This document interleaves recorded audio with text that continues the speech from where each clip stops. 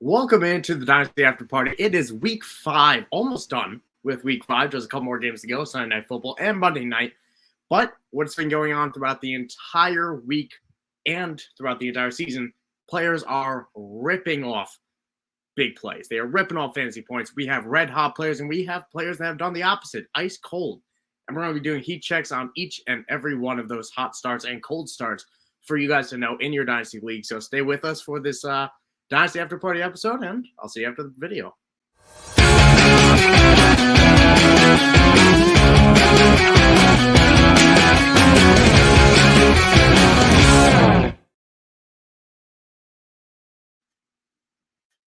At some point, Joel, I'm gonna just act like that's whatever, it's built in, but it's a pretty cool video, and I'm happy we have it. How are you doing today, Joel?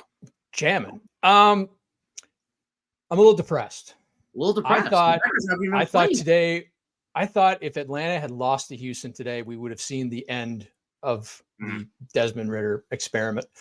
Yeah. But unfortunately, he came back, and it was a good all out. Drake London had a pretty good day. He was a big part of the comeback, and Kyle Pitts had a pretty good day. And surely Johnny Smith did as well, right? The guy that we all picked up and some of us played. Did he have a good day, Joel? I don't think so. I don't know. I don't think so either. I just remember the fumble he had. But yeah, definitely a brutal. That's a fair reason to be depressed. I thought we were close. I thought it was within sight. If they had lost that game, there'd just be no way they could keep him in there. But unfortunately, he came back and won the game for him. So and there's another. It is what it is.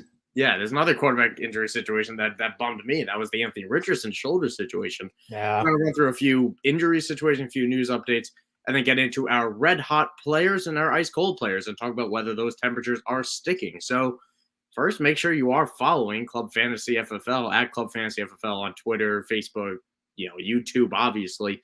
All the good stuff, amazing content, amazing shows coming out almost every single day. So be sure you are following Club Fantasy FFL check out the articles at clubfantasyffl.org. So, or .com. I keep messing that up. But yeah. Anyway, we had a couple injuries type of situations. And I know the big one right now, Justin Jefferson recently left the field with a hamstring injury. Hamstrings are tricky, Joel. We don't like hamstrings here on this show. We do not. Anti-hamstring. We are anti-hamstring. We're more like I'm a Ty J. Spears believer of just get rid of the muscle all entirely. Exactly. He's fine. Can't tear the ACL. Doesn't have it. But yeah, and also hi to Faith. And also, no, I didn't have a good day, Faith, because I offered you a very fair deal, and all of a sudden, you didn't take it, and I feel like your team's in trouble. Without this. But that's for another time. Either way, Justin Jefferson with that hamstring injury, for the sake of relevance here, we're obviously not worried about long-term impacts, but short-term, who are you expecting to make the next step up? This has got to be concerning, right? Because he was at the end of the game when they were trying to mount their comeback, he was, didn't have his helmet on. He was standing on the sideline with a towel around his neck. There was no chance he was coming back in. So, it's not like the Kelsey injury where we were all terribly terrified and then he ended up coming back into the game. So, a little nerve-wracking there if you are a Jefferson manager. I mean, when you look at the hamstrings that have caused issues, Christian Watson, Aaron Jones, Cooper Kupp, those guys have missed 3-4 games each. So, this could be very concerning.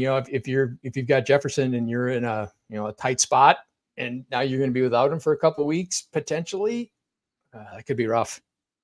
Yeah, definitely not ideal to lose your wide receiver one for sure because there's no one above him. So, not great in that area. But to ask you right now, obviously, I think that means in most matchups we're going to be happy to play Jordan Addison, who is a star, finished 6 for 64 and 1 today on 9 targets, but KJ Osborne all of a sudden becomes a very interesting name. Minnesota has Chicago, San Francisco, Green Bay in the next 3 weeks, Atlanta after that. Are you interested in KJ Osborne as a potential streaming option? Yeah, for sure. I mean, he's been part of the offense.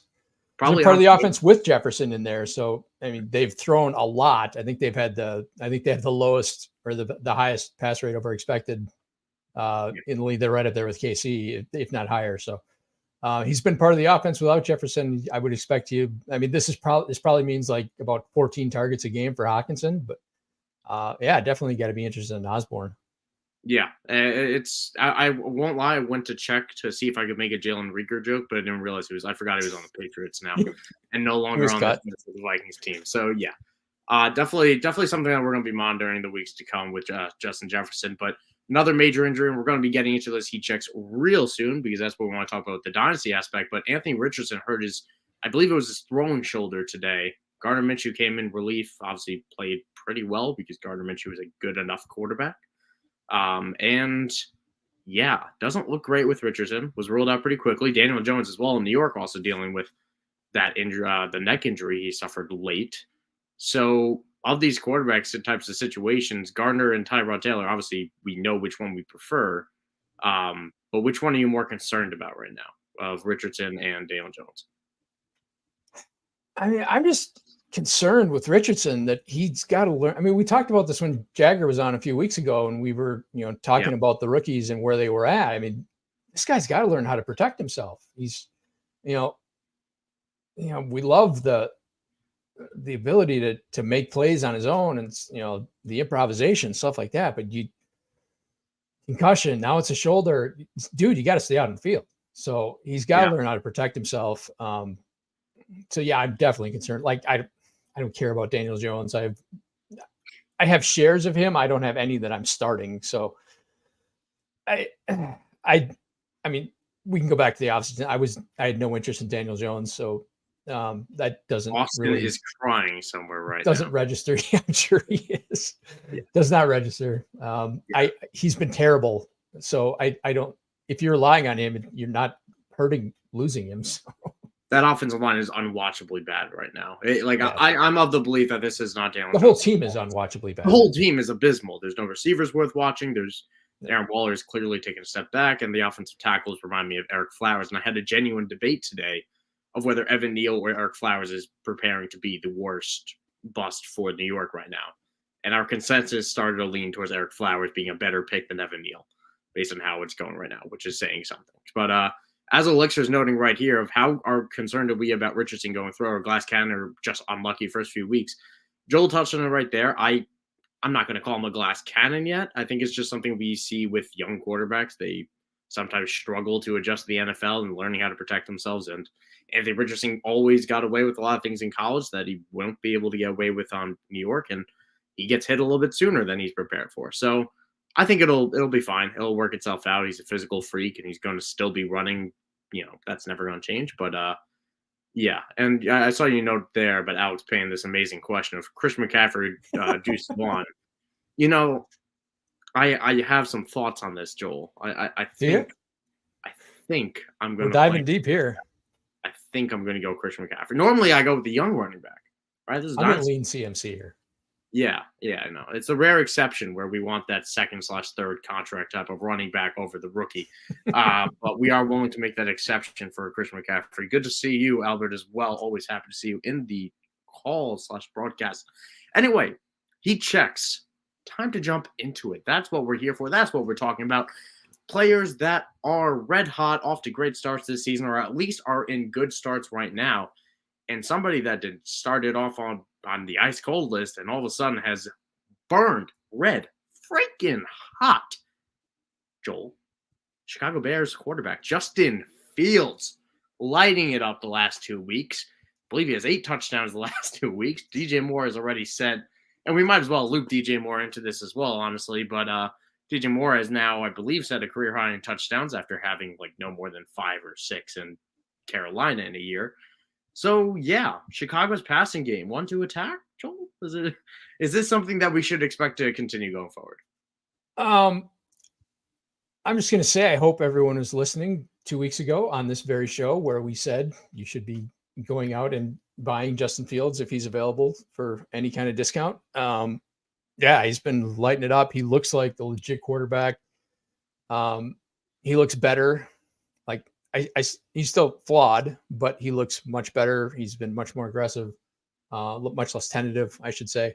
Got a good schedule coming up too. I think he's got Minnesota next week. And I don't remember who he's got after that, but I think it's a pretty juicy matchup. So Yeah, I was hoping I was hoping he would get traded to Atlanta. Things would get that bad, but hasn't happened. It's not going to happen. Not going to happen this year. So, yeah, but he's been lighting it up, and DJ Moore has been just off the charts. I said a couple of weeks ago I was over invested in DJ Moore and kind of underinvested in Jahan Dotson. Made a couple trades that has not worked out at all because Jahan Dotson is basically invisible. So. Hey, but he caught a touchdown, that happened in the span, and that's about all that happened. But yeah, you touched on it right there. Great schedule coming up for Justin Fields as well. But Minnesota Raiders, both home games there. Then he goes on the road against the Chargers and the Saints. Carolina after that, Detroit, Minnesota again, and then the Week 13 bye. So Justin Fields looks to be locked into your lineups for the next 4 weeks at a minimum. And for dynasty purposes, if he's putting up these numbers and if he is playing as well as he is, the Bears won't be picking number 1 in the draft.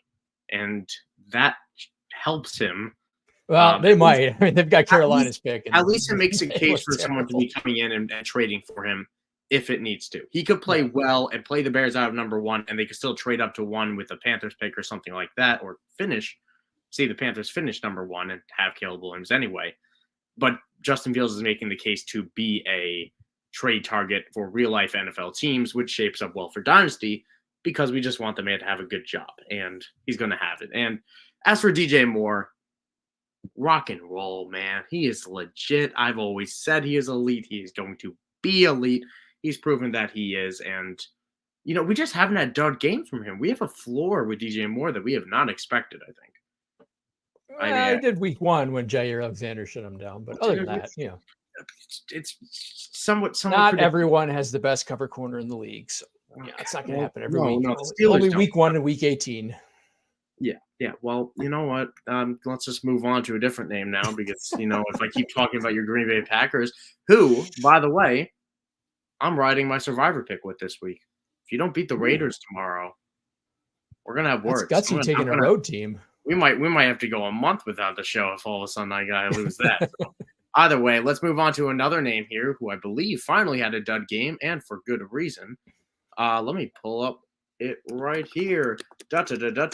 Everyone's favorite Kyren Williams, your favorite Kyren Williams, who is nothing but just a guy and touchdown dependent and a bad running back. But Joel, tell me why he's not.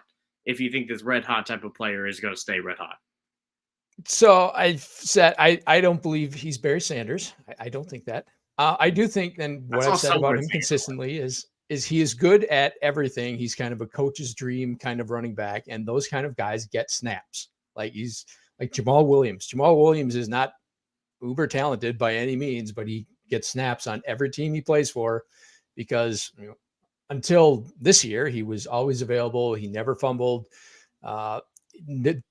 executes his assignments. Coaches trust him, and those guys get on the field. And that's what Kyren Williams was at Notre Dame. That's what he's obviously been in LA. So he's going to continue to get snaps. They got rid of Cam Akers because I'm sure we'll talk about him a little later. He clearly outplayed Cam Akers, which pretty low bar to clear, but he's just a guy who is going to get snaps because coaches trust him, and that's gonna lead to volume. Yeah, and I'm gonna throw this out here, right? Yes, the coaches trust him, and yes, he seems to have that role locked in this year. I don't really see Ronnie Rivers taking over. I might have considered it, but Ronnie Rivers was not really on the field today, and it didn't work out. However, I will throw this in. If Kyren Williams does not score a touchdown, he's not useful. He's just not. He's not been anywhere near efficient with his touches. He hasn't really provided that to this offense. It's the number 1 passing offense in the league, and what saves him is the touchdowns, right? We see him finish with, under 10 fantasy points in the only weeks where he didn't score a touchdown. So he could, however, score 15 touchdowns to be this year's Jamal Williams, but he has to be that.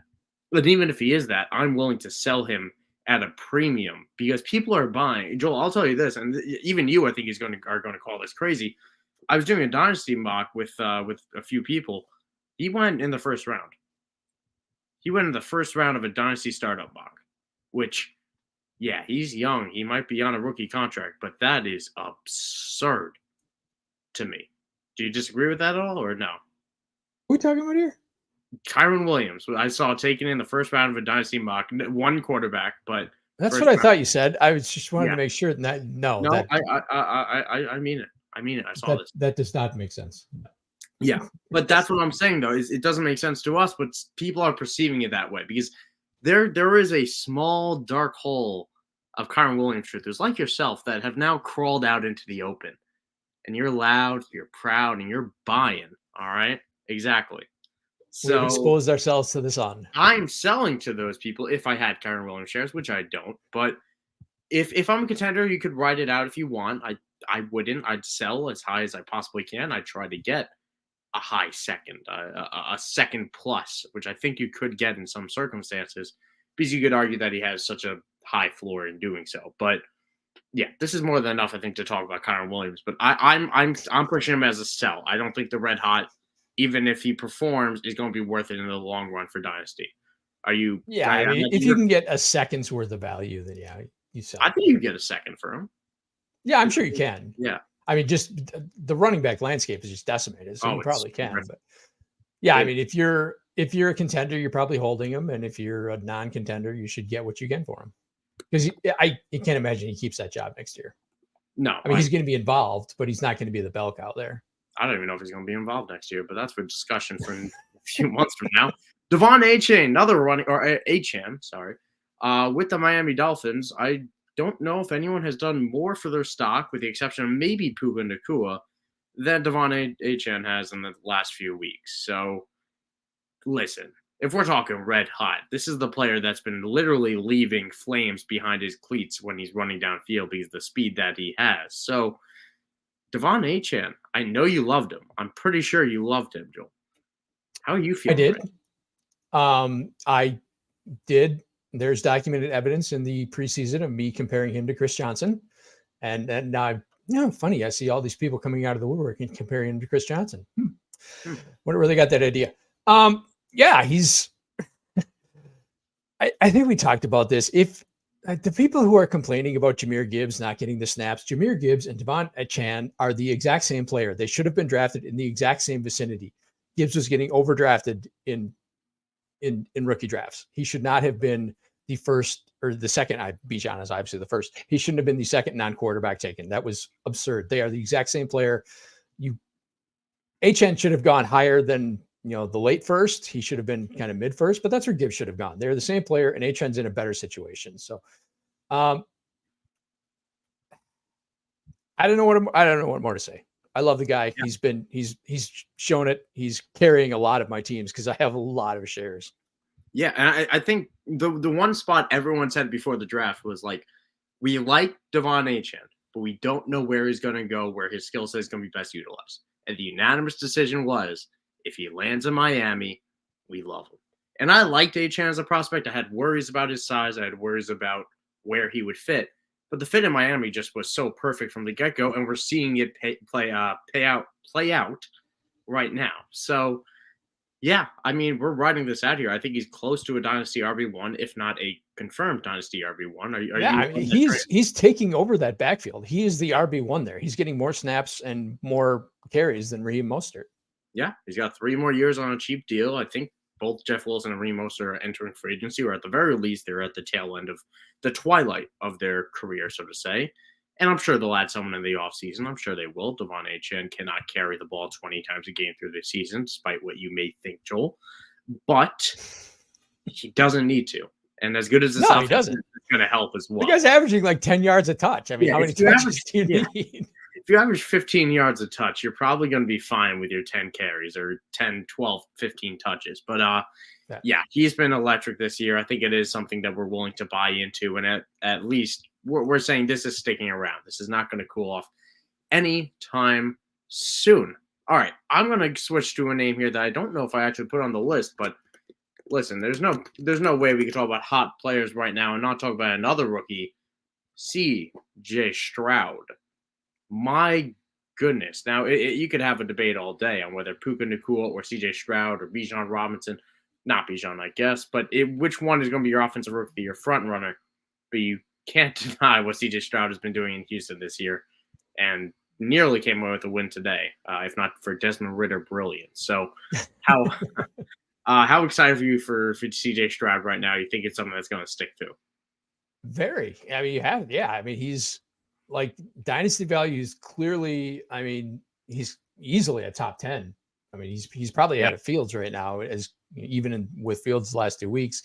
I mean, he's shot past Deshaun Watson. He's way past Dak. I mean, he's probably up in the Trevor Lawrence range. So right I think he is a top 6, top 7 dynasty quarterback. And for a guy you got at probably the 103-ish, 104 sometimes. Yep. That's a big deal. Pretty good. I mean, kind of bummed because I have a lot of teams that have Burrow and CJ Stroud, and I kind of just benched Burrow today because I was like, I got to see it, and today we saw it. So we saw it on my bench, and Stroud really didn't do a whole lot today, but yeah, the future is very bright. He's a stud. Yeah. And what sparks me as well to bring him up right now is Adam Schefter just reported CJ Stroud has now set the record for the most passes thrown to start an NFL career without an interception. No interceptions through 5 weeks. And he's like 10 ahead of the record. I think Dak had the record, and he's like 10 ahead of that. So Brady had it before that. Kyle Allen had it before that, I believe. Ooh, which nice. Good for him. Good for Kyle Allen back in the day. But CJ Stroud locked in Dynasty asset for years and years and years and years to come. Now, I want to go to a few other unlikely types of names here, and I'll put them all on the list. Let's start with Curtis Samuel. Right, Curtis Samuel has been incredibly productive the last 3 weeks right now, and seems to have been somewhat of a favorite target with a favorite weapon with Eric Bieniemy and a favorite target of Sam Howell. Jahan Dotson not having that role we're expecting. I'll even loop Logan Thomas in here. Of these older type of guys, or at least proven assets, are we expecting these guys to be good playoff buys for dynasty teams? Logan Thomas definitely is. I mean, he's one of the guys that Sam Howell is actively looking for at the expense of Jahan Dotson and Terry McLaurin. So I don't trust him to stay healthy, but I think he's a guy that you can, when he's active, you can put him in your tight end spot and feel pretty good about it. Curtis Samuel, and he's never going to be consistent enough that he's someone that I trust in a starting lineup. I don't care. He's done this before. He's had 3 week stretches where he kind of goes off and then does what he does and disappears. So yeah, I'm not moved by this. Yeah, I have a little bit more faith in Curtis Samuel, and that's because I believe that Eric Bieniemy is using him exactly how he should be used. We're all of a sudden seeing those couple, a carry here and there that we used to see with Curtis Samuel. We didn't see in years past. He has 23 catches this year already through 5 games. And yeah, he's had a pretty easy schedule. And I think there are some matchups coming up. Atlanta, the Giants, that are tough on paper against the receiver, which maybe you're cooling off there, but I think you can stream him in the right matchup, which makes him an interesting buy with, the week 8, week 9, week 10 buys. Those are going to be brutal for rosters.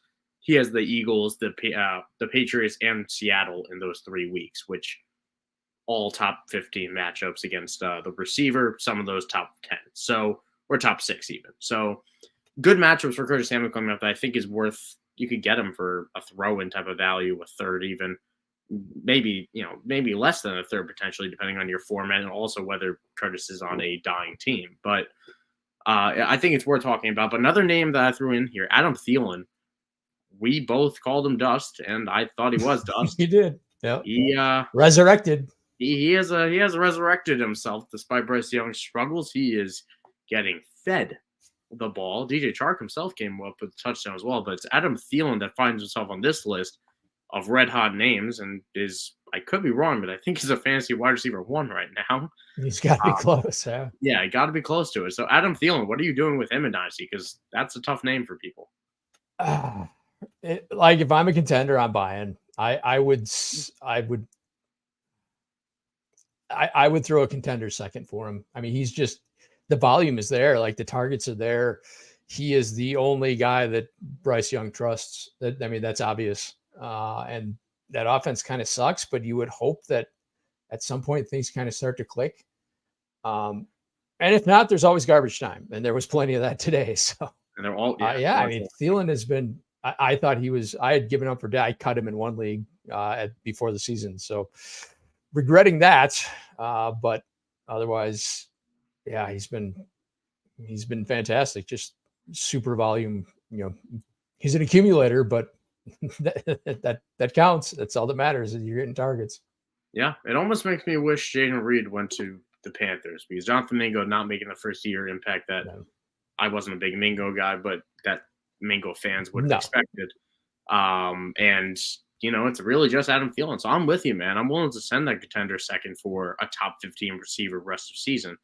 And if that is all he is, if he's nothing next year, which chances are he won't be, it is what it is. I got a borderline wide receiver 1 for a pick that, was a lottery pick anyway. So you're getting the asset that could send you to the next level with Adam Thielen. So I think he is a good buy in the tune of red hots to keep going.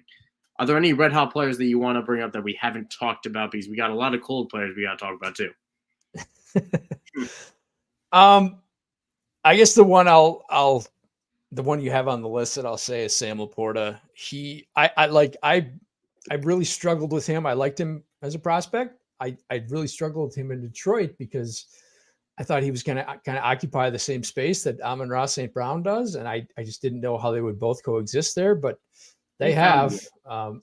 So yeah, and he's honestly probably been more productive than Amon-Ra. So I'm going to stop short of saying he's the dynasty tight end 1, but I'm not going to begrudge you that opinion. Yeah. And correct me if I'm wrong, and I could be wrong in that. It still feels like you can get him for less than what we would perceive the dynasty tight end 1 to be. You know what I mean? I feel like if you sent, maybe I'm wrong. Maybe I'm off basis here. Maybe I don't have enough LaPorta shares to know what his proper value is.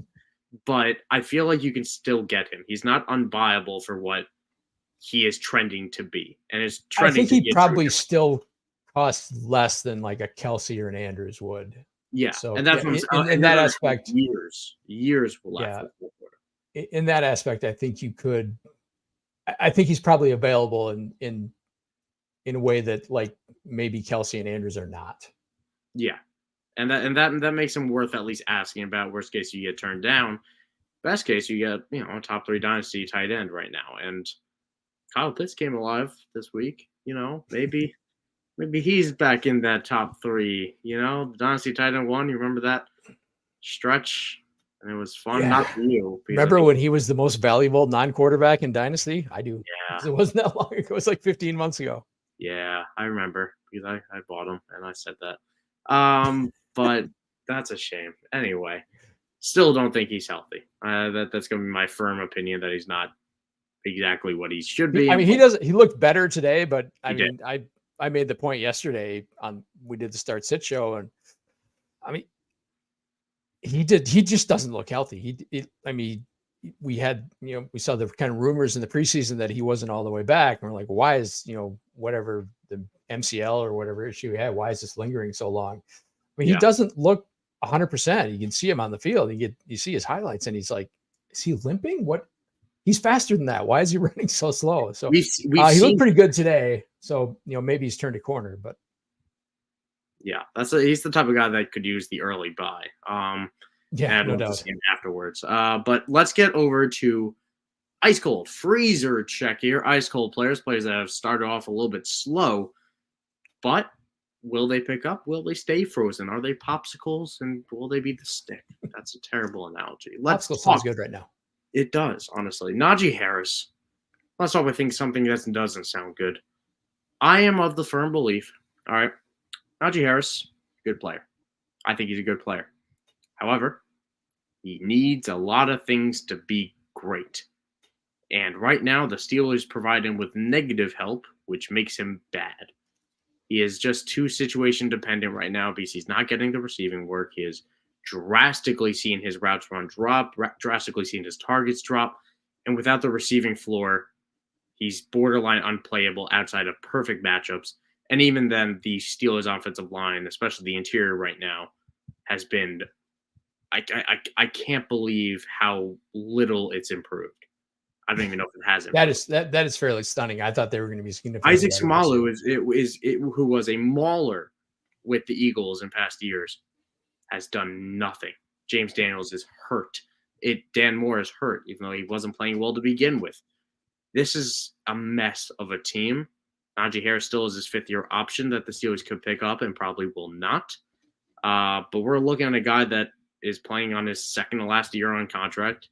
Will enter next year with probably a new offensive coordinator. And it's tough to see the bright road ahead for Najee Harris. Thinking back, the fifth-year option for Jacobs and Barkley this year was what, $10 million, right? Something like that. In that 10, 11. I think it was like 11, yeah. There's no way you're paying Najee Harris that. No way. More. Especially with Jalen Warren on the roster. No yeah, chance. You're just not, even if you had nothing behind him, there's no way you're paying that guy $10 million. I'll do a quick do better trade. This week I was offered Najee straight up for Rashee Rice on a team that desperately needs a running back. Turned it down. Don't care. There's nothing there. I mean, what are you getting with him? 8 points a week? He's just not producing at all. He's unstartable. Yeah, and that's not great for dynasty purposes with running backs. The good news is that he does have one more year that he will get the chance to reform. The Steelers will obviously address the offensive line for the 7,000th consecutive season and try to fix it up. But right now, I have no confidence in the Steelers to turn this offense around. And he's a guy that without the receiving work, he needs to score touchdowns. And this offense doesn't generate enough touchdowns. Scoring touchdowns. Yeah. So it's really. Hopefully, he gets better once Deontay gets back. But yeah, I think you're right. The crux of it is that Kenny Pickett sucks, and the offensive line is even worse. So yeah, that's a problem. And I firmly. It's just if you watch it, the plays with Najee are so significantly worse than the plays with Warren, and it's not either of their faults. It's because one's running away from the interior and one's running into the interior. Yep. And it just, I don't know. Right now, the holes are not there long enough for a slower back like Najee to get there. And that's kind of the issue. But I could talk about Najee all day. Let's talk about someone who shook off that cold streak today to the, annoyance of anybody that might have played him. Joe Burrow slung it today. Slung it. We had a report right before game time of saying, hey, it might be a few weeks till Joe Burrow is healthy. And it came out earlier in the week. Hey, Joe Burrow's feeling better than ever. Might be closer to the former or it might be closer to the latter because he balled out today against Arizona. So Joe Burrow, obviously no one's concerned about his long-term outlook, but probably a lot of people potentially panic selling with how bad the first start was, QB 31 type of start. Yeah, he looked. I didn't see a whole lot of the game, but from what I did see, he looked all right today. So I think it was odd to hear him say that after last week, it was the best he had felt all year because he was atrocious, and that was maybe his worst game of the year. But so hopefully he's coming out of it. I can't imagine anyone was selling too low. You may have had some people like me who just got fed up and decided to bench him and say, I've got to see it first. Well, I've seen it. So he's back in my lineups. Yeah, it's a nice thing with that. But I'm still tentative. This was the perfect matchup for Burrow. And I think there were a lot of issues we saw in the first 4 weeks of the season that just won't be suddenly fixed because they lit up the Cardinals. I think there's just a few things that I want to be cautious about, but I believe they have a week 6 bye. And hopefully you get T. Higgins afterwards. Do I not? Am I wrong? I think it's just Green Bay and Pittsburgh next week, but I could be wrong. You know what? You might be right. But either way, it's something I'm not gonna worry about too much right now. And I'll play him as matchups go. I have Joe Burrow. I went out and bought Josh Dobbs. And I was preparing to play Josh Dobbs this week. Kind of forgot to, and kind of worked out that well. But either way. Angelo Coletto also bringing up in the chat here. Just a quick question for tonight. Would you start Kittle or Jake Ferguson, full PPR, still playing Kittle. Both have tough matchups. Yeah. I'm chasing the team that I think will honestly score more and also the better player in it. Yeah, I don't want to have to start Jake Ferguson in where he's going to be matched up with, Fred Warner and Talanoa Hufanga. I mean, those guys. I mean, his ADOT is like what, 1.5 yards, maybe. I mean, he's been very productive. He's gotten volume, but he's got nothing downfield. It's all kind of outlet, near the line of scrimmage kind of stuff. So, and that's the kind of thing that San Fran can just tee off on. So yeah, I'm like, Kittle's done nothing to deserve it, but I'm still going to chase that upside there because I don't think Ferguson has it in this matchup. Yeah. All right, we're in agreement there. Let's do a couple other cold names here. Let's go Darren Waller. All right. Everyone's kind of, if there was a favorite mid-round target this year, it felt like Darren Waller was the favorite mid-round target of the consensus community. I liked him for redraft purposes, didn't mind buying him in Dynasty, and he looks absolutely toasted and washed out there. Is that the case, Joel? I think he looks all right. It's just that offense has just been so... It's hard to tell. Unwatchable. Yeah, it's really hard to tell which is the issue of the many the Giants have. There were a couple of squeaky wheel tight ends this week. It was Goddard and himself, and they both kind of balled out this week. So they were. There was obviously a concerted effort to get those guys the ball. I think what did Waller go, like 8 for 86 today.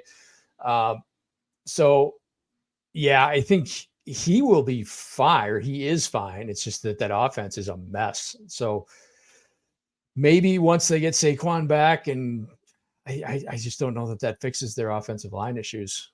They've got to get their offensive line healthy before.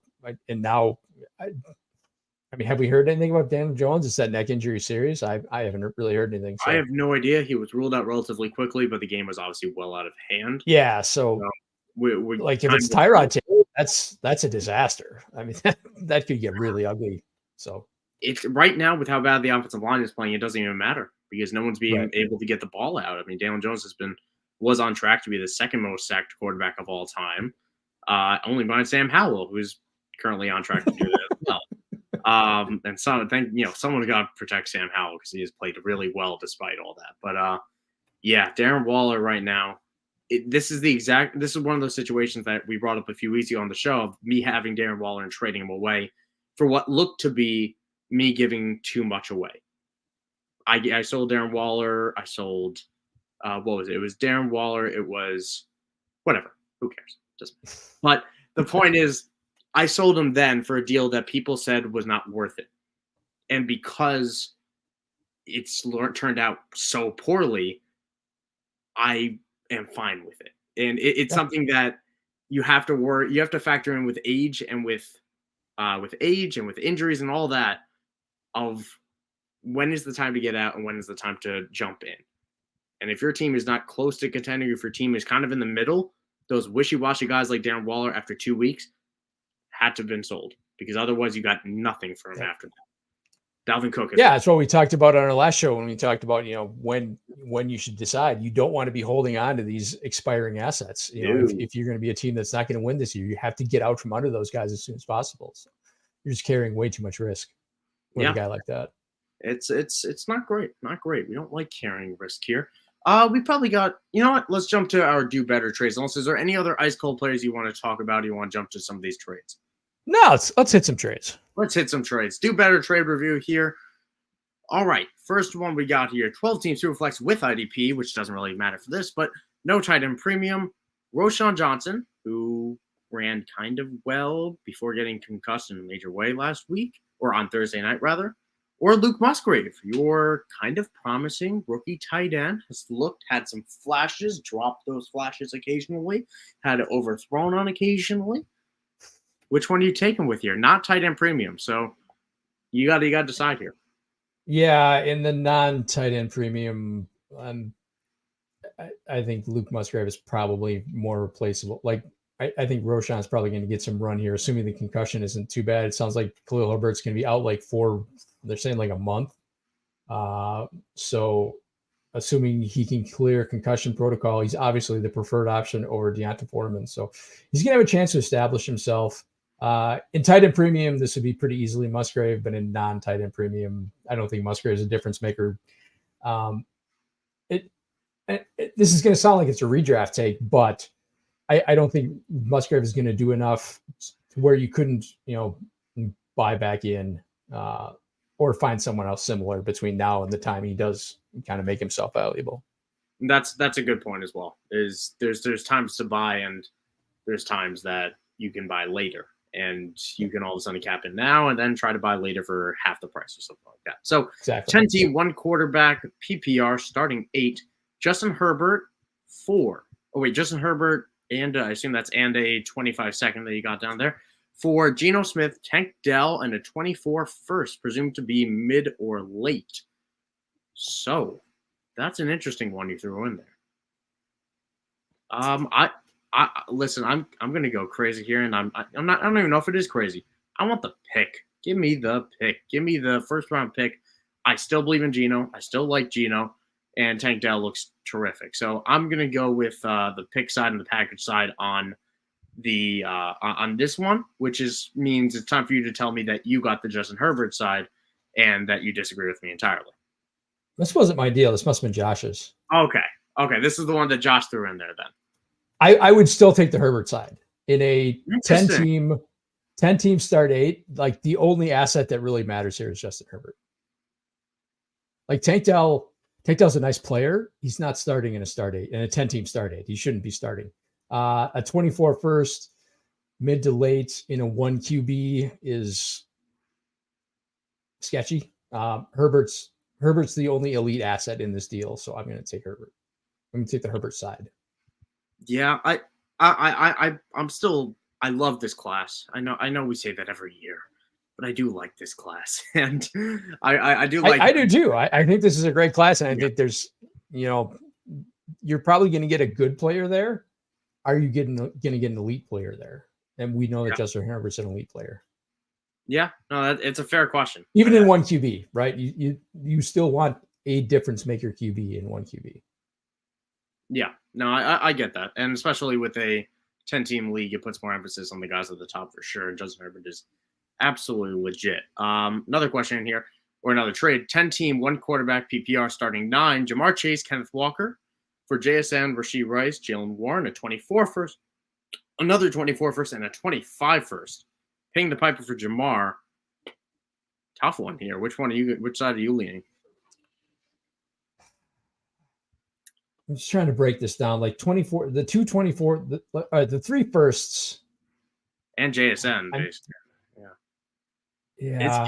It's a lot. Like would I do 3 firsts for Jamar Chase? I would trade 3 firsts for Jamar Chase. I don't know that I would give up Jamar Chase for 3 firsts. So I'm gonna lean there. So now you're taking JSN, Rashee Rice, Jalen Warren for Ken Walker. That's okay.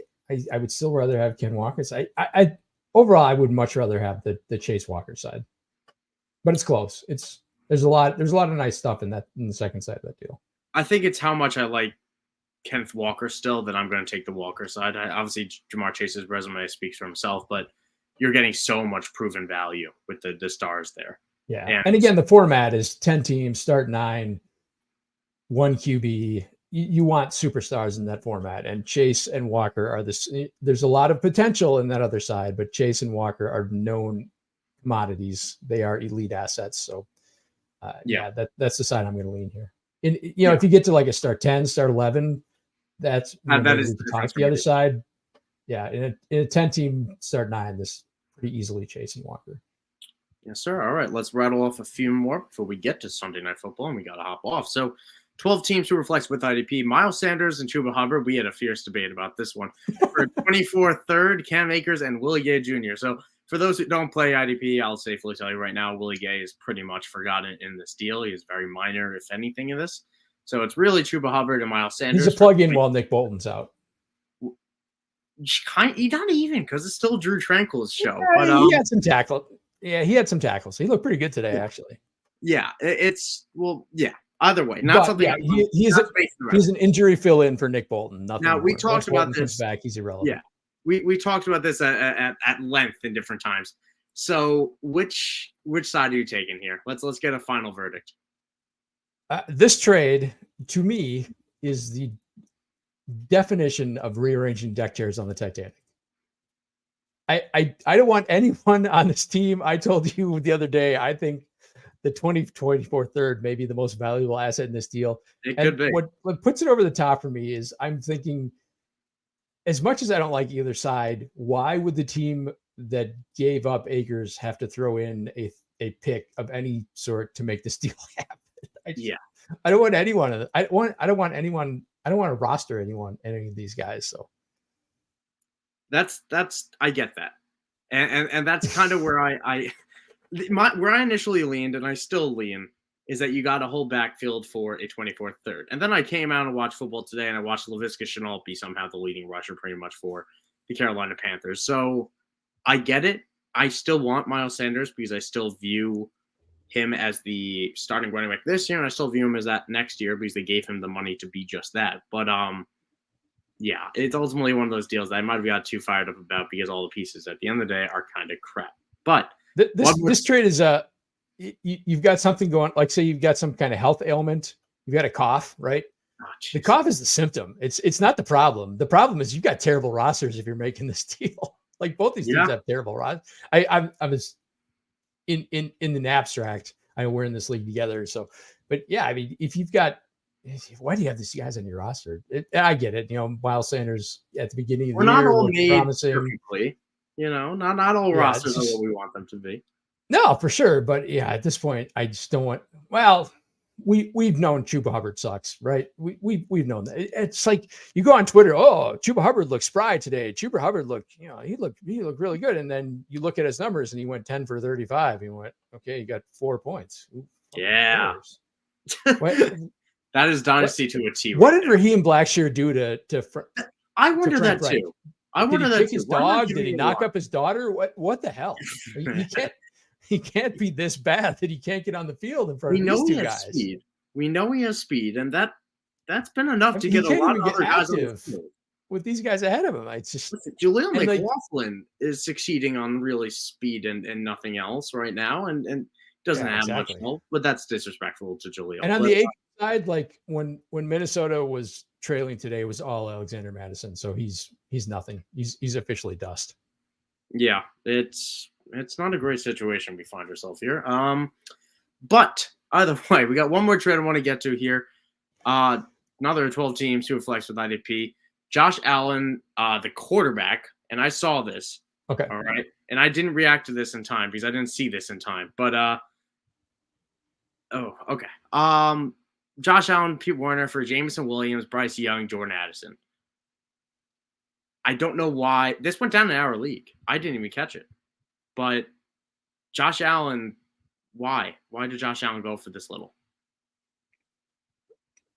Somebody's either really high on Bryce Young or way overvaluing Jameson Williams, because this isn't nearly enough for Josh. This isn't nearly enough for Josh Allen on his own, let alone a valuable IDP throw in and Pete Werner. So yeah, I guess I missed that one too. Yeah, there was a flux of stuff that all of a sudden happened throughout the night, like I don't know, Dracula on Halloween, which we have coming up. But I don't know. This is why Sleeper needs to have emails. Well, speak for yourself. I hate it when MFL spams me, but I guess I'd rather you can turn them off. Either way, whatever. Okay, well, that was our do better trades. We went through all of them. We gave our takes. We tried to do it, and again, you guys have our Twitters right here. You can follow me at Michael__Sicoli. You follow Joel here at the Joel Wirth. If you guys send us your trades, we're more than happy to bring them up on the show. We're here to help you guys at the end of the day. So keep on submitting those in because, Dynasty After Party, we're trying to have fun here, try to be a party. So be sure you are following Club Fantasy FFL on all the socials, Twitter, on Facebook, on YouTube. Obviously, give this a subscribe because we have so many amazing shows coming out that you guys should certainly be checking out. Joel, you wanna sign off for yourself? Yeah, just check out Club Fantasy for the inaugural edition of the Dynasty playlist, which Ryan dropped last night. So check that out. Sure. I thought it was pretty fun article. Should be the first of hopefully a series, assuming we can get everything cleared properly. So yeah, check that out and look forward to the next show. And that's also partially why this show is now bi-weekly, because you guys can still check out the Dynasty playlist, Joel's amazing deep article into Dynasty Fantasy Football for you guys to still get your Dynasty fix and not be left in the murk when we're off for 1 week. So we will return in week 7, 2 weeks from now, because everyone, remember, Dynasty, it's like a disco ball, keeps on spinning year round. So join the club every Sunday, or every other Sunday, I should say, at 7:30 Eastern, right here with Club Fantasy. Have a good week. Good luck to the rest of your matchup, and stay healthy and